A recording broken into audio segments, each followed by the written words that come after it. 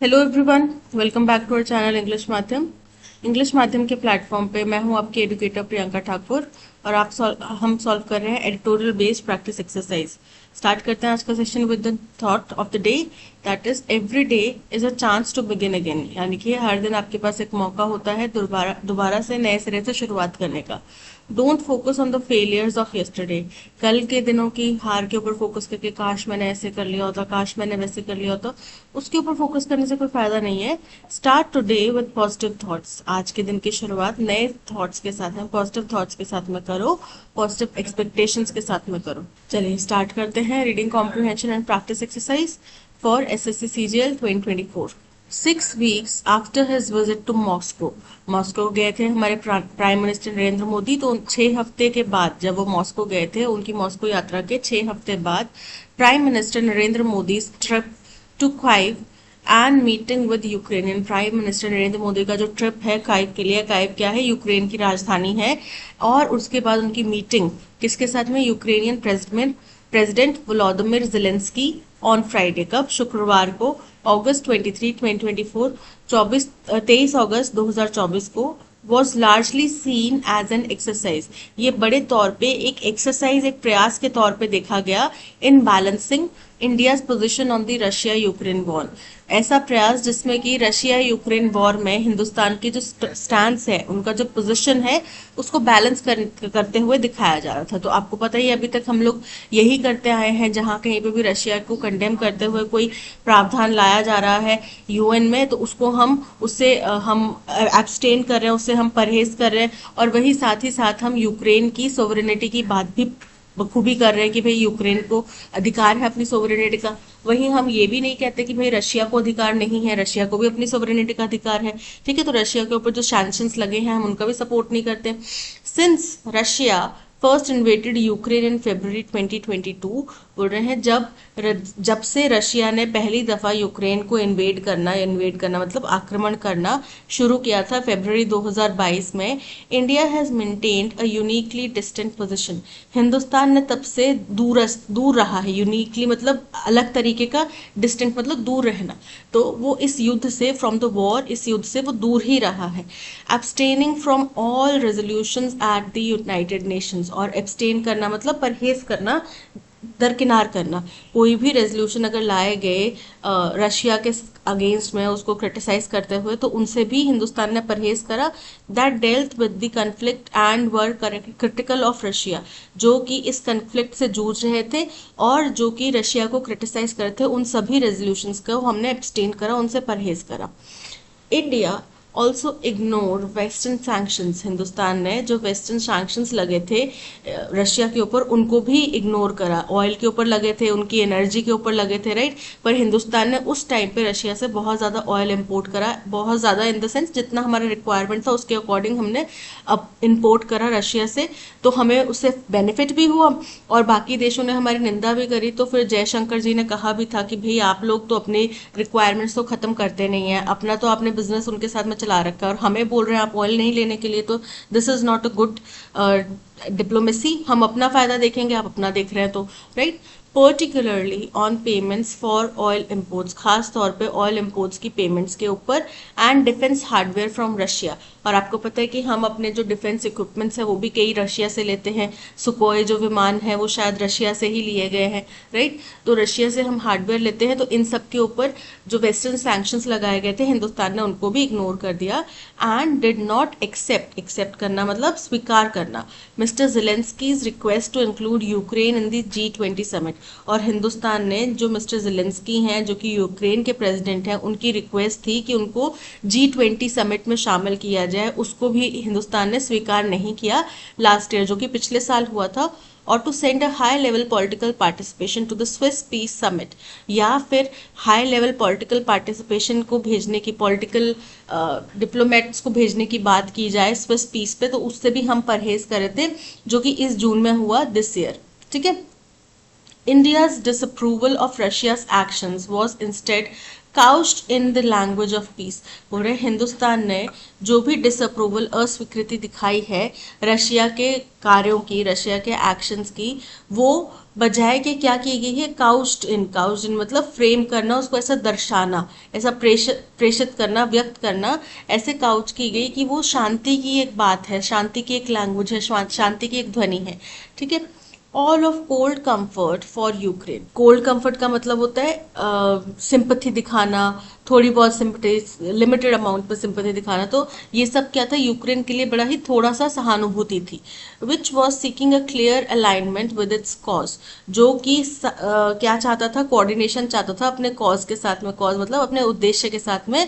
कौन चाहता था, यूक्रेन चाहता था कि भाई ये लोग हमारे साथ जुड़े, हमारा उद्देश्य यहाँ पे सफल हो। लेकिन हिंदुस्तान का ऐसा व्यवहार जो है, वो ऐसा लगा कि भाई वो शांति बहाली की बात कर रहे हैं, मतलब अपनी तरफ से तो उन्होंने बोला कि हम तो शांति चाहते हैं, शांति चाहते हैं, पर उन्होंने साइड किसी की नहीं ली। And deeply critical of Mister Modi's Moscow visit. और यहाँ पे मिस्टर मोदी के जो यूक्रेनियन प्रेसिडेंट हैं, वो मिस्टर मोदी के मॉस्को विजिट के बिल्कुल क्रिटिकल थे, उसके बिल्कुल उनके पक्ष में नहीं थे, उनको वो पसंद नहीं आया। That mister Modi made the visit at all, कि मिस्टर मोदी वहां पे गए भी, the visit first by any Indian president, prime minister since Ukraine's independence in 1991। तो ये अपने आप में पहली दफा हुआ है कि कोई हिंदुस्तान का प्राइम मिनिस्टर जो है यूक्रेन के 1991 में यूक्रेन आज़ाद हुआ था उसके बाद से कोई हिंदुस्तान का प्राइम मिनिस्टर यहाँ पे गया है, यूक्रेन गया है। यही अपने आप में बहुत बड़ी बात है। इज सिग्निफिकेंट, ये बहुत अहम है, बहुत महत्वपूर्ण है। And is being watched for signals. और यहाँ पे अब लोग क्या कर रहे हैं कि कुछ संकेत ढूंढने की कोशिश कर रहे हैं, लोग इसके ऊपर जो जानकार होते हैं वो सिग्नल्स ढूंढने की कोशिश कर रहे हैं of any major change in India's policy on the war, कि क्या हिंदुस्तान की जो अब तक की पॉलिसी रही है इस युद्ध के ऊपर, रशिया यूक्रेन वॉर के ऊपर, क्या उसमें कोई भी बदलाव आने की संभावना है, क्या उसमें कोई भी यहाँ पे चेंज आया है, उस चीज के संकेत अब ढूंढे जा रहे हैं। ठीक है। ड्यूरिंग हिज शॉर्ट विजिट, अपनी छोटी सी यात्रा के दौरान में, the two leaders discuss the conflict, दोनों लीडर्स ने इस मतभेद के बारे में बात करी। And later visited a memorial for children killed in the war. और फिर उसके बाद में वो लोग उस मेमोरियल में गए। मेमोरियल क्या होता है कि यादगाह के तौर पे कुछ बनाया गया ढांचा होगा, ठीक है, जहाँ पे बच्चों को, जो इस युद्ध में बच्चे मारे गए हैं, उनकी यादगाह के ऊपर ये दोनों मिनिस्टर्स गए। अनलाइक अदर इंटरनेशनल लीडर्स, दूसरे इंटरनेशनल लीडर्स के बिल्कुल विपरीत, विजिटिंग काइव सिंस 2022, जो कि 2022 से लेके अब तक काइव गए हैं, Mister Modi did not meet with any war casualties. Mister Modi वहां पे किसी भी वॉर कैजुअलिटी से नहीं मिले। वॉर कैजुअलिटी मतलब जो युद्ध में जख्मी हुए या जो मृत हुए उनके परिजनों से नहीं मिले, और इंजर्ड सोल्जर्स या किसी भी इंजर्ड जख्मी सोल्जर या सिविलियन से नहीं मिले। The two side signed agreements on corporation and agriculture. अब दोनों ही साइड्स ने, हिंदुस्तान और यूक्रेन ने, वहां पे कुछ अग्रीमेंट साइन करे। किस चीज के अग्रीमेंट?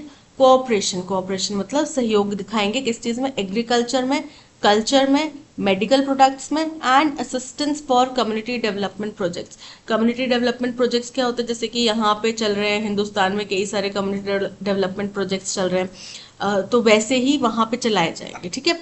तो उसमें सहायता प्रदान करने की बात की जा रही है। The leaders did not, leaders ने नहीं किया, however speak of progress on other outlooked issue. तो दूसरे जो नजरअंदाज किए गए इश्यूज हैं उनके ऊपर क्या प्रगति चल रही है उसके ऊपर इन लीडर्स ने कुछ डिस्कशन नहीं करा।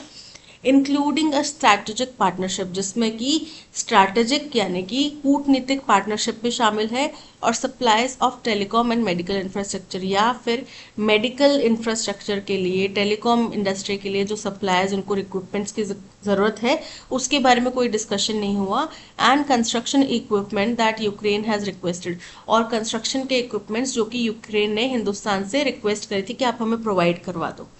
The broader question around the visit was whether, जो बड़ा सवाल हमारी इस विजिट के आसपास में जुड़ा हुआ है वो क्या है कि क्या India would now play a larger role, क्या हिंदुस्तान अब एक बड़ा हिस्सा प्ले करने वाला है, बड़ा एक मेन रोल प्ले करने वाला है इन रिजॉल्विंग द कन्फ्लिक्ट, इस मतभेद को दूर करने के लिए, which includes an idea propounded bye Kyiv, जिसमें कि ये आइडिया जो प्रोपाउंड मतलब प्रस्ताव रखा गया है काइव द्वारा, उसको प्रचारित किया जाए। उसको भी रखा जाए फॉर अनदर समिट इन नवंबर, जो कि एक दूसरा समिट होने वाला है नवंबर में, उसके अंदर। Mister Modi has also become one of a handful of world leaders. Mister Modi अब कुछ गिने चुने, हैंडफुल मतलब कुछ गिने चुने दुनिया के लीडर्स में शामिल हैं, from Indonesia, Turkey, South Africa and Hungary, जो कि इंडोनेशिया, टर्की, साउथ अफ्रीका और हंगरी इस लिस्ट में शामिल है।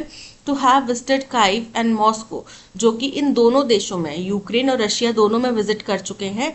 एंड हेंस, और इसलिए, इन अ पोजिशन, इस स्थिति में है, to reach out to both, reach out मतलब दोनों तरफ पहुंच पाना, दोनों तरफ तक अपना हाथ बढ़ाना, विद पीस इनिशिएटिव्स, कि दोनों ही देशों में जाके वो शांति वार्ता की बातचीत कर सकते हैं। As a leader of the global south, अब ग्लोबल साउथ का लीडर माना जाता है हिंदुस्तान को, तो उसके रूप में India has a stake in ensuring, stake मतलब इसका दाव है, इसका एक अहम योगदान है, हिंदुस्तान का एक अहम योगदान है ये सुनिश्चित करने में, that the impact of the war in Europe, की जो प्रभाव होगा इस वॉर का यूरोप में, and sanctions do not continue to imperil, और जो भी सैंक्शंस लगाए गए हैं वो अब आगे इम्पेरिल करना मतलब संकट में डालना, बाधा डालना, वो आगे बाधा नहीं डालेंगे the developing and under developed Nations, developing countries के ऊपर और अंडर डेवलप्ड नेशंस के ऊपर बाधा नहीं डालेंगे आगे। ठीक है, तो ये सुनिश्चित करेगा कौन? हिंदुस्तान करेगा।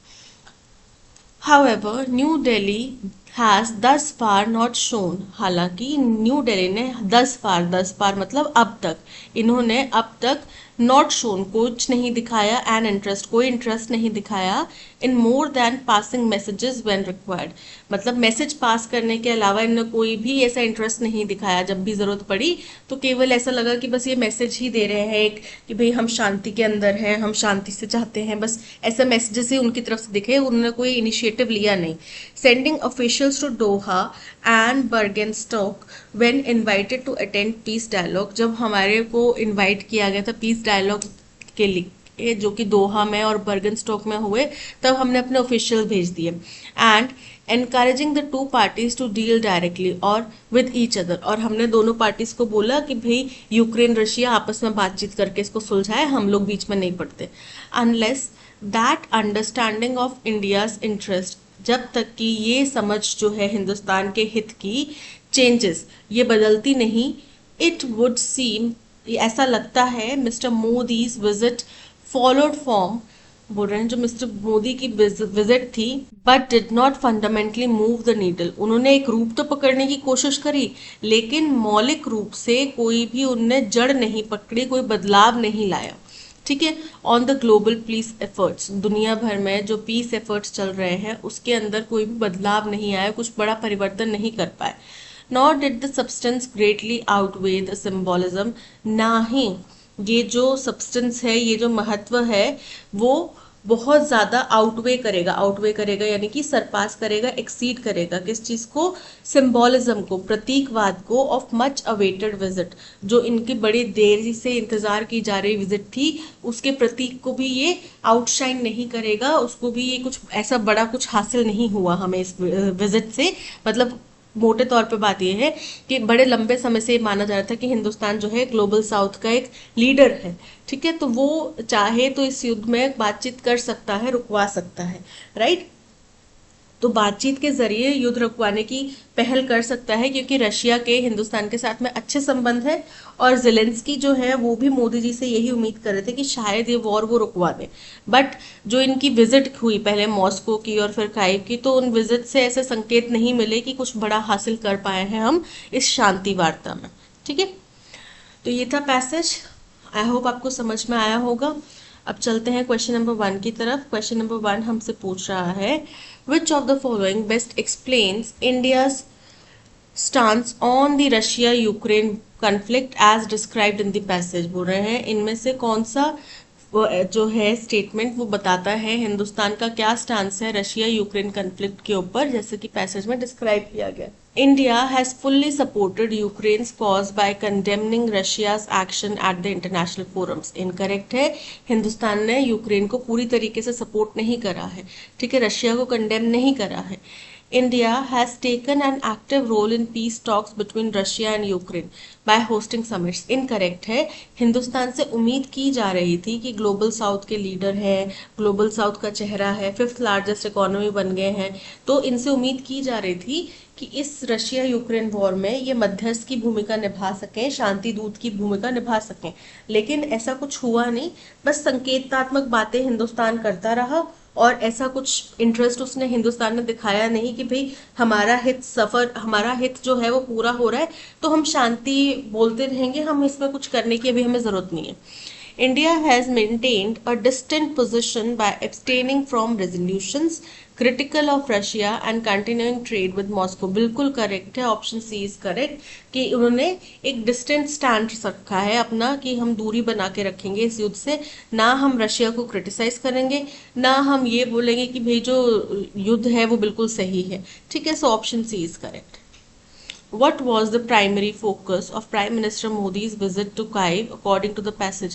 तो उनने कुछ डील्स करी थी, ठीक है, वो था। और जो दोनों रशिया के साथ अभी तक की उनकी बोले जा रहे हैं कि फिर रशिया के साथ इनका ज्यादा फेवरेटिज्म है, ये है वो है, तो उसको बैलेंस आउट करने के लिए वो दोनों देशों की विजिट पे गए। To mediate peace talks between Russia and Ukraine, इसका तो अभी हमारा कोई इरादा नहीं बातचीत करने का। To discuss strategic partnerships and military support, incorrect है। To balance India's position in Russia-Ukraine war by engaging with Ukraine diplomatically, option C is correct.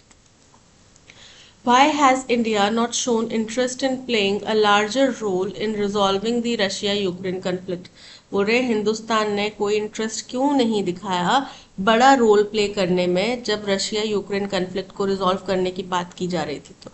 तो India prefers to send messages and attend peace dialogues only when required without active intervention. बिल्कुल correct है, यही अभी तक हिंदुस्तान का stance रहा कि जब जब जरूरत पड़ी, बोला गया कि आओ भी मीटिंग करते हैं, तब हिंदुस्तान ने भेज दिए डेलीगेट्स, लेकिन सिर्फ मैसेजेस दिए, कुछ एक्टिव पार्टिसिपेशन नहीं रहा। सो option A is correct. Which of the following agreements were signed between India and Ukraine during Prime Minister Modi's visit as mentioned in the passage? Agriculture, culture, community development, इन चीजों के ऊपर किया गया। Agreements on strategic partnership and military cooperation, इसको ignore किया गया है, तो ये तो नहीं हुआ। Agreements on medical products, agriculture, culture and community development, option B is correct. Agreements on supplying telecom infrastructure and construction equipments, ये यूक्रेन ने हमसे रिक्वेस्ट करी थी पर हमने इसके ऊपर अभी कोई भी बातचीत नहीं करी, इसको नजरअंदाज कर दिया है। So option B is correct. Why was Prime Minister Modi's visit to Kyiv significant as suggested by the passage? बोल रहे हैं मोदी जी की जो काइव की विजिट थी वो क्यों इतनी महत्वपूर्ण थी? तो वो महत्वपूर्ण इसलिए थी कि हिंदुस्तान के वो पहले प्रधानमंत्री हैं, जब से यूक्रेन आज़ाद हुआ है तब से हिंदुस्तान का कोई प्रधानमंत्री यूक्रेन नहीं गया है, और ख़ास तौर पे जब ये युद्ध स्टार्ट हुआ उसके बाद से तो कोई गया ही नहीं। उसके बाद से प्राइम मिनिस्टर तो हमारे मोदी जी ही हैं, वो गए नहीं, उससे पहले भी कोई नहीं गया, तो ये बहुत अहम एक महत्वपूर्ण एक विजिट थी। It was first time an Indian Prime Minister mediated peace talks between Russia and Ukraine. तो मध्यस्थ की तो अभी तक बात हुई नहीं ना हिंदुस्तान की तरफ से, तो ये तो इनकरेक्ट है। It marked a major shift in India's foreign policy towards supporting Ukraine military. Incorrect है। मिलिट्री टॉक्स, मिलिट्री के बारे में बातचीत नहीं हुई, उसको अवॉइड कर दिया गया। It was a symbolic visit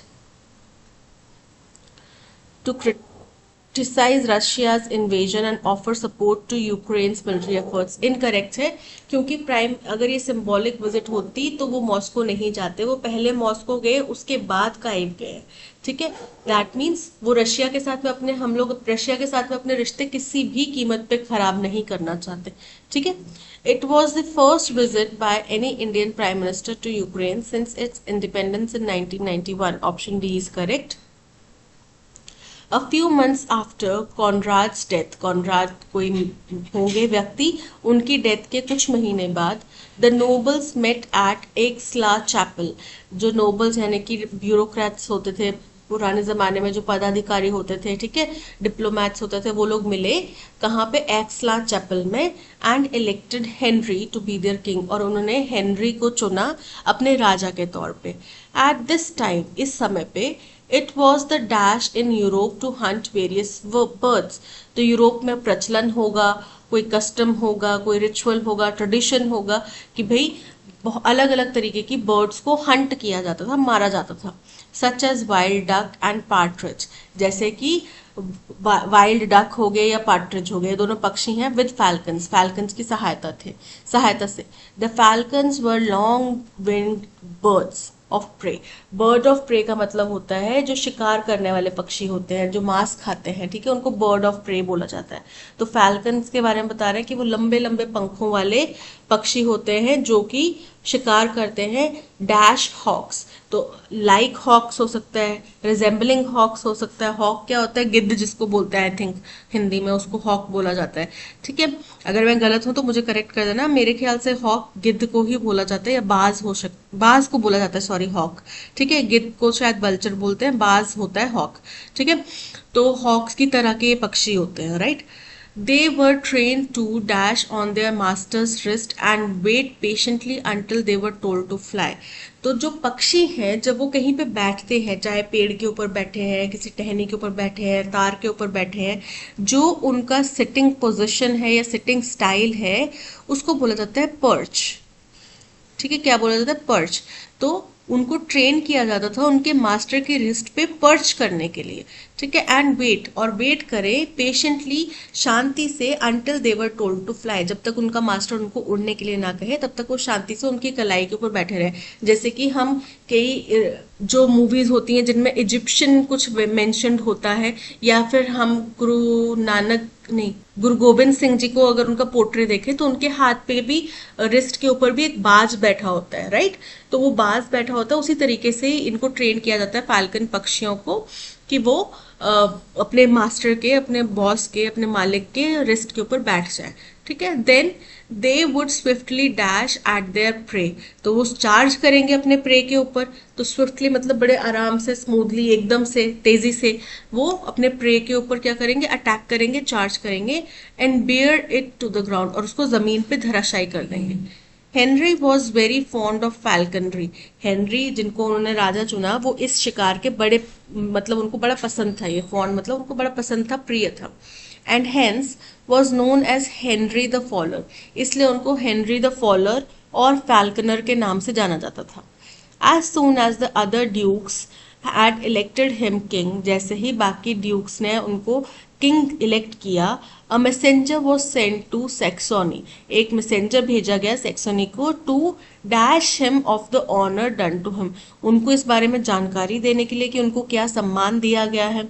after a search of some days, कुछ दिनों की खोज के बाद में, he was at last found, उनको अंततः पा लिया गया, खोज लिया गया। Far up in the Harz mountain, कहाँ पे? हार्ट्स माउंटेन्स में, हंटिंग विद हिज फैल्कन्स, अपने फैल्कन्स के साथ में शिकार करते हुए, ठीक है। चलिए देखते हैं। At this time it was the dash in Europe ritualistic, ritualistic in Europe नहीं होगा, रिचुअलिस्टिक मतलब जो धार्मिक रस्में वगैरह होती हैं वो, ठीक है। कन्वेंशंस, कन्वेंशन मतलब पारंपरिक कुछ प्रक्रियाएं। कस्टम, कस्टम मतलब वहां पे ये चीज प्रचलन में थी। मोटिव, उद्देश्य, तो यहाँ पे प्रचलन की बात करी जा रही है कि इस समय पे ये प्रचलन था यूरोप में कि पक्षियों को हंट किया जाता था। So option C, custom is correct. The falcons were long winged birds of prey dash hawks subjugating, subjugating का मतलब होता है अधीन किसी के। फेवरिंग, फेवरिंग मतलब किसी का पक्ष लेना। रिजेंबलिंग मतलब किसी की तरह दिखना। एकोइंग, एकोइंग मतलब किसी का गूंजना, कोई आवाज गूंजना। तो यहाँ पे वो हॉक्स को रिजेंबल करते हैं, उनकी तरह दिखते हैं। So option C is correct. They were trained to dash on their masters wrist and wait patiently until they were told to fly. They were trained to perch, perch मैंने आपको बताया उनका बैठने का जो तरीका होता है उसको पर्च बोलते हैं। सिटिंग क्यों नहीं आएगा? देखो पक्षी कर तो बैठ ही रहे हैं ना, लेकिन वो बेसिकली बैठ नहीं रहे। अब अगर हम बाकी एनिमल्स, मैमल्स में देखें तो बैठना मतलब जो अपने बटक्स हैं वो जमीन पे रखना, ठीक ठीक है, वो किसी जगह पे सेट करना। लेकिन पक्षी तो ऐसे नहीं बैठते, वो तो अपने पंजे रखते हैं जमीन पर या किसी चीज के ऊपर जहां पे भी वो बैठे हैं, राइट। उस पोजीशन को बोला जाता है पर्च करना, ठीक है। उसको सिटिंग नहीं बोला जाता, पर्च करना बोला जाता है। इसलिए पक्षियों के लिए, चाहे बाज हो, कोई भी पक्षी हो, छोटी से छोटी चिड़िया हो, वो क्या करते हैं, पर्च करते हैं। So option A is correct, right. Lurch, lurch मतलब अचानक से झटका लगना या हिलना। चर्प, चिर्प, बर्ड्स की चिर्पिंग होती है, चहचहाना, चिड़ियों का चहकना, चहचहाना, उसको चिर्पिंग बोलते हैं। चिड़ियों की जो आवाज होती है ना सुबह सुबह या जो भी जिस भी टाइम पे चिड़ियों की जो आवाज होती है उसको चहचहाना जो बोलते हैं, वो होता है chirping, birds chirping. So option A perch is correct. Then they would swiftly dash, तो अब वो क्या करेंगे, अटैक करेंगे। फ्लाइट, फ्लाइट मतलब उड़ना। डैश्ड, डैश मतलब कि तेजी से भागना या दौड़ना। लीप, लीप मतलब भी छलांग लगाना। और डार्ट, डार्ट मतलब कि जल्दी से अचानक से किसी चीज की ओर जाना जाना। तो वो स्विफ्टली क्या करेंगे, डार्ट करेंगे अपने प्रे की ओर। So option D is correct. As soon as the other dukes had elected him king, the messenger was sent to Saxony to dash him of the honor. Convey, convey मतलब उन तक कोई message देना, कुछ संदेश की जानकारी पहुंचाना। नलीफाई मतलब जीरो कर देना, किसी चीज को नजरअंदाज कर देना या रद्द कर देना। कम्युनिकेट, कम्युनिकेट मतलब संदेश। और इन्फॉर्म, इन्फॉर्म मतलब जानकारी। तो उनको जानकारी देनी थी ना कि भाई आपको ये सम्मान दिया गया है। So option D is correct. Loud noise effects are ability to concentrate. अब इफेक्ट्स जो है वो क्या है, वो एक नाउन है। वो क्या बताता है, प्रभाव बताता है, ठीक है, प्रभाव।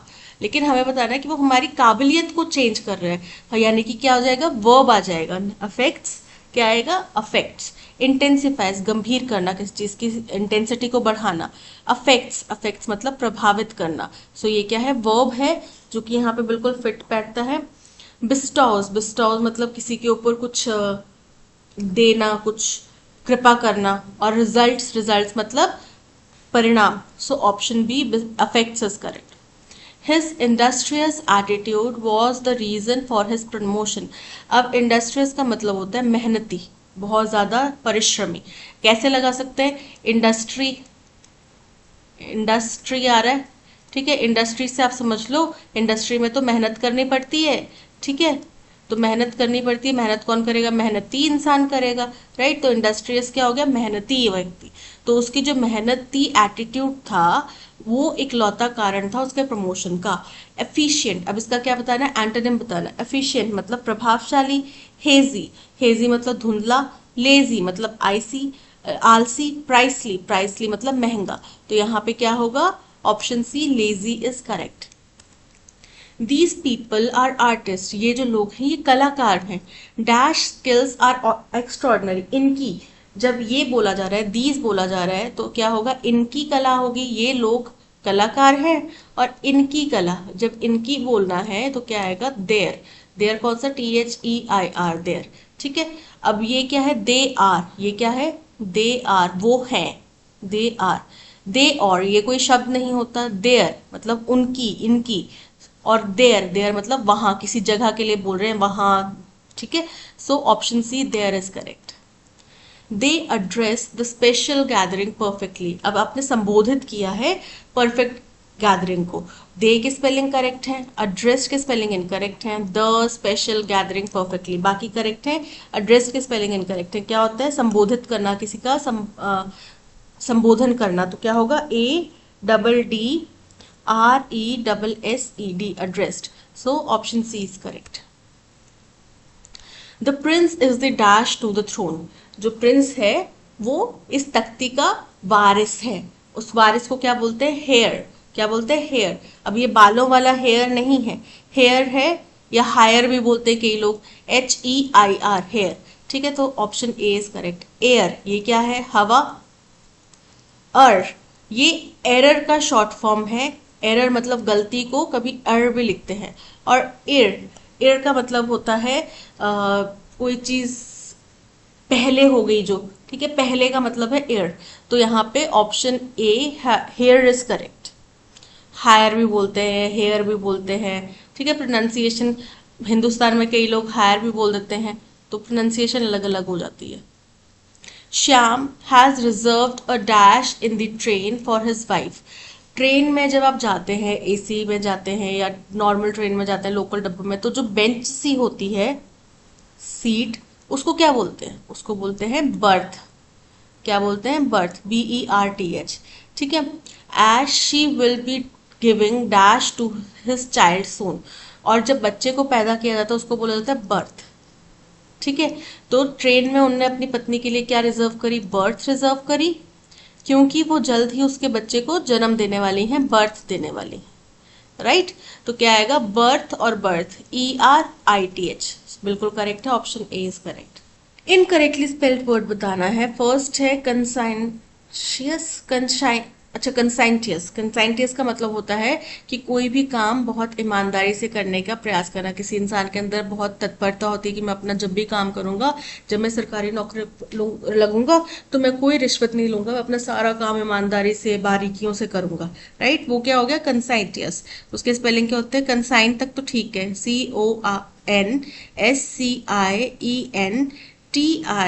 CONSCIENTIOUS, conscientious. Option A is correct.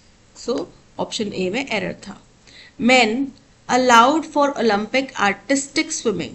पुरुषों को अलाउ किया गया, परमिशन दिया गया किस चीज के लिए? ओलंपिक में आर्टिस्टिक स्विमिंग करने के लिए। क्या होता है? एक टीम होती है पुरुषों की, महिलाओं की। अभी तक तो महिलाओं की होती थी कि वो ना कुछ फिगर करते हैं स्विमिंग करते हुए। कुछ एक अभी बड़ा फेमस कुछ हुआ था कि उनने किसी टीम ने, शायद जर्मनी की किसी टीम ने, या कहा कि मुझे याद नहीं एग्जैक्टली पर उन्होंने हिंदुस्तानी जो ताल से ताल वाला गाना है ना, ताल से ताल मिला, उसके ऊपर उन्होंने ये आर्टिस्टिक स्विमिंग किया, और जो कि बहुत फेमस भी हुआ। तो उसमें क्या करते हैं वो, कुछ कुछ अलग फॉर्म्स बनाते हैं पानी के अंदर स्विमिंग करते करते। राइट। तो वो होता है आर्टिस्टिक स्विमिंग। तो अभी तक इसमें महिलाएं पार्टिसिपेट करती है, अब पुरुष भी अलाउ कर दिए गए हैं फॉर द फर्स्ट टाइम, पहली दफा eight the 2024 Paris games. The IOC confirmed on Thursday। कहाँ पे किया गया पहली दफा? 2024 पेरिस गेम्स में। और ये किसने कंफर्म किया? IOC ने कंफर्म किया ये चीज थर्सडे को। आर लाइकली तो यहाँ पे इनकरेक्ट हो जाएगा। ठीक है। हैव परमिटेड, उनको इजाजत दे दी गई, इजाजत नहीं दी गई, वो एलिजिबल हैं, अब वो कर सकते हैं। Option C is correct. Men are eligible for Olympic artistic swimming for the first time at the 2024 Paris games. As there was no one to look thorough the orphan. Thorough का मतलब होता है बारीकी से, इन डिटेल, एक एक चीज को देखना। ठीक है। जब आप ऑर्फनेज की निगरानी की बात कर रहे हैं, तो ऑर्फनेज की निगरानी की बात करें तो क्या होएगा? लुक आफ्टर, किसी चीज के बारे में आप ध्यान देंगे, निगरानी रखेंगे, तो क्या करेंगे? उस चीज को आप देखेंगे। That means look after is correct. तो there was no one to look after the orphan, he had to take refuge in the orphanage. क्योंकि उस अनाथ बच्चे के लिए कोई देखरेख करने वाला नहीं था, इसलिए उसको अंततः अनाथालय में शरण लेनी पड़ी। लुक डाउन अपॉन मतलब किसी को नीचा समझना। लुक आफ्टर मतलब देखभाल करना। लुक थ्रू मतलब किसी चीज को देखकर बस ऐसे अनदेखा करके गुजर जाना। लुक अपॉन मतलब एक विशेष दृष्टिकोण से किसी बात को देखना। तो यहाँ पे option B is correct. He dash to the manager about the terrible food in the hostel.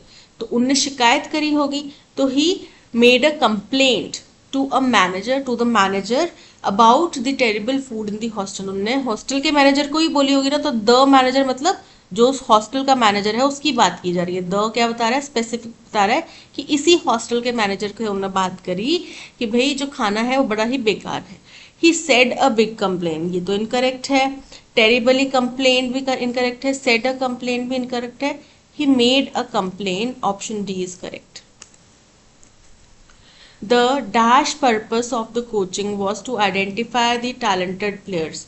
तो बोल रहे हैं कि कोचिंग का इकलौता पर्पस जो था वो था कि टैलेंटेड प्लेयर्स को आइडेंटिफाई किया जाए, तो उसका मुख्य उद्देश्य था। मेन का मतलब होता है कोई शेर या घोड़े के जो लंबे लंबे बाल होते हैं उनको बोलते हैं मेन। मीन मतलब अर्थ या फिर औसत, एवरेज भी हो सकता है, या मीन मतलब अर्थ भी हो सकता है, व्हाट डू यू मीन, तुम्हारा क्या मतलब है, या फिर औसत भी हो सकता है, एवरेज।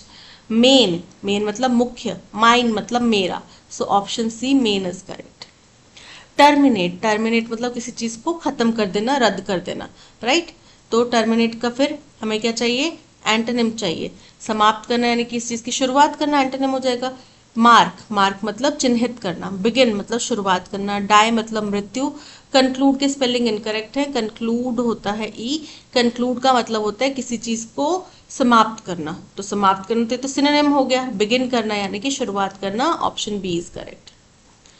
पीस, शांति, शांति का एंटोनिम उथल पुथल, तबाही, अशांति। रिफ्यूजल मना करना। हारमनी, हारमनी मतलब सुख सौहार्द। स्ट्रेंज मतलब अजीब। टर्मोइल, टर्मोइल मतलब कि बहुत ज्यादा उथल पुथल हो गया या अशांति हो गई, डिसबैलेंस हो गया। सो option D is correct. I cannot go out tonight because I will preparing of my interview tomorrow. आप आज रात को कहीं जा नहीं सकते, कोई पार्टी में आपका फ्रेंड बुला रहा है, आप उसको मना करो कि मैं आज नहीं आ सकते क्यों, कल मेरा इंटरव्यू है तो मुझे उसकी तैयारी करनी है। तो आप क्या बोलेंगे, I can not go out to night.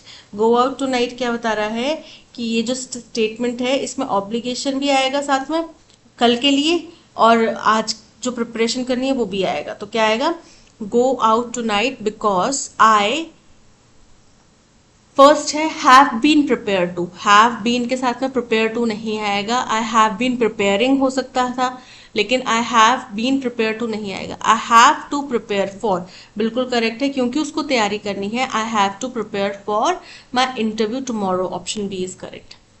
The player was declared fit and in excellent health to play the final match.